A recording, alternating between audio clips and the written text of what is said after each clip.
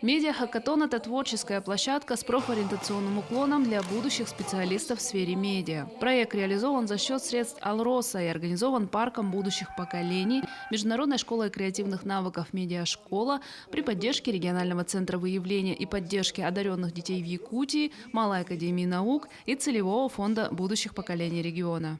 Акционерная компания «Алроса» ежегодно реализует по 500 социальных проектов различного уровня и направляет на эти цели по 8-10 миллиардов рублей ежегодно.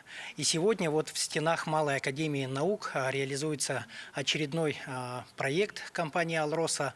Этот проект направлен на всестороннее и раннее развитие детей и молодежи от 14-18 лет. Этот проект называется «Медиа-хакатон».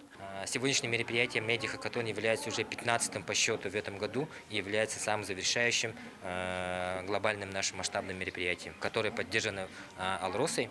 Как вы знаете, парк будущих поколений строится за счет средств Алроса и является якорным проектом целевого фонда будущих поколений.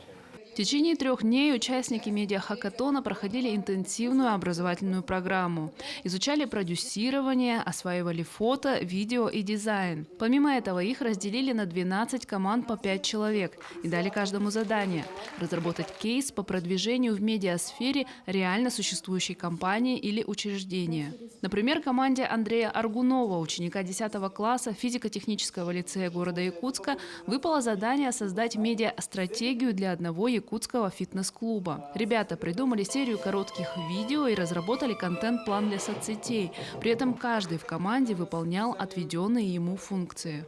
Я был как продюсер. Мой друг с моей же школы, Игорь, он был монтажером. Очень идеально сделал видеоролик. Моника, она тоже с города Якутска. И она отвечала вот за дизайн, за нашу презентацию. Янджима, она с Мирного, с города Мирный, и она отвечала за роль фотографа. И Анжелика, она тоже с города Якутска, и она отвечала за операторство. Все 12 кейсов были презентованы экспертному жюри в заключительный день медиа-хакатона. К примеру, ребятам из команды Chill Band удалось не только снять информативный ролик о социальных проектах Алроса, но и разработать для парка будущих поколений, который строится в Якутске, свой логотип, интегрированный с названием Якутской алмазной компании. Я тут разговаривала с организаторами, мне сказали, что заявок было больше 200.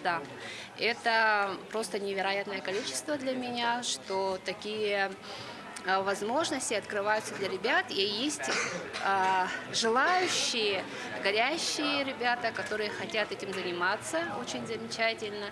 И мы, конечно, как будущий работодатель, смотрим со школьной семьи, кто есть, кто хотел бы выбрать нашу стезю и работать вместе с нами.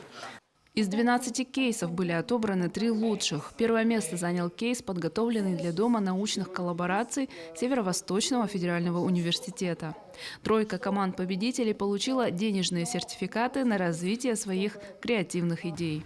Виолетта Засимова, Федор Тарасов, Хангаласский улус.